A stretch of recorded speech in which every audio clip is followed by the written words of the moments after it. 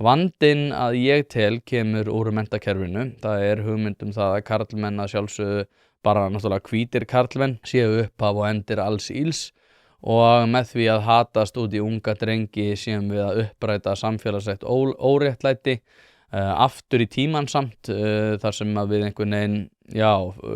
svölum hefndarþorsta ofstækisfólks með því að beita svona blóraböggla taktík þar sem að við tökum unga drengi eða hvíta karlmenn á ungum aldri sem hafa ekki til saka unnið og eru náttúrulega af ákveðnu kyni og ákveðnum húðlit og undir þeim formerkjum erum við að úthúða það. Það sem verra að raunverulegar akademískar stofnanir smituðust líka af þessum ofstækisfræðum og létu beygja sig í duftið til þess eins og svo oft áður að vera ekki kallaðar vondar manneskjur og útrópaðar sem rasistar, kvenhatarar,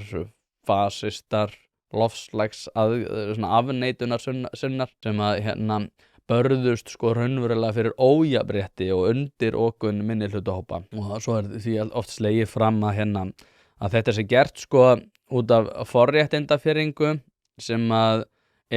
líka samt til þess að ríghalda í þau völd sem að þeir hafa. Þetta alveg svona ævintýralega miklir loftfimleikar eitthvað.